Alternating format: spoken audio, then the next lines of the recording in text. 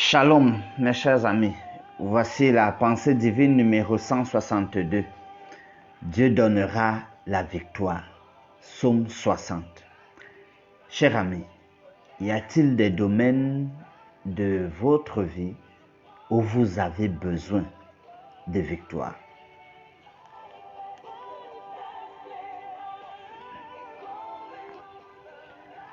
Dieu donnera la victoire. C'est un psaume, dans une première approche, qui est de lamentation à l'échelle nationale. Cela vient comme une réflexion après la défaite dans la bataille avec les Édomites. Tout au début, plusieurs versets expriment la distance entre Dieu et son peuple. Le psalmiste insiste donc pour dire: Seigneur, restaure-nous, guéris-nous, restaure-nous, guéris-nous, rétablis-nous, reviens. Il insiste. D'un point de vue personnel, pour chacun d'entre nous, le psalmiste sait que Dieu est amour. Et chacun d'entre nous doit en être convaincu. Sur cette base, donc, Dieu va délivrer son peuple. Pourquoi est-ce que Dieu va délivrer son peuple? Parce qu'il est amour. Vous avez besoin de victoire dans un domaine de votre vie. Pourquoi est-ce que vous aurez cette victoire? Parce que Dieu est amour. Au verset 7, il est dit: afin que tes bien-aimés soient délivrés, sauve par ta droite et exauce-nous.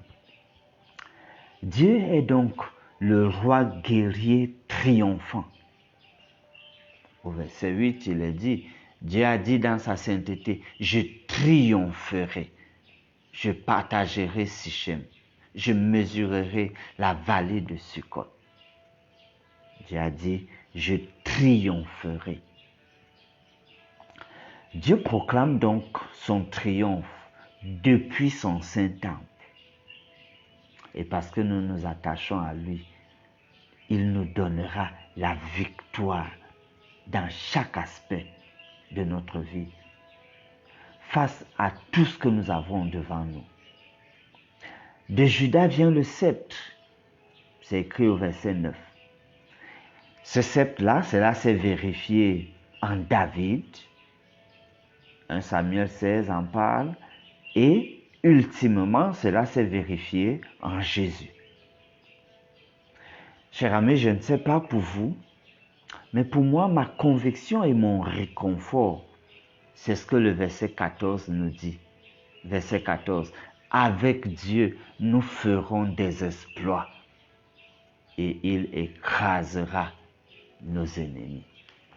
Souvenez-vous du titre: Dieu donnera la victoire.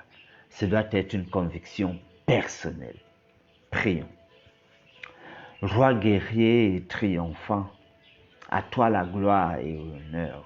Je te loue et je t'adore, toi seul, car tu en es digne. Merci du soutien et réconfort que je peux ressentir, chacun d'entre nous peut ressentir grâce à ta présence qui rassure. Daigne seulement nous soutenir.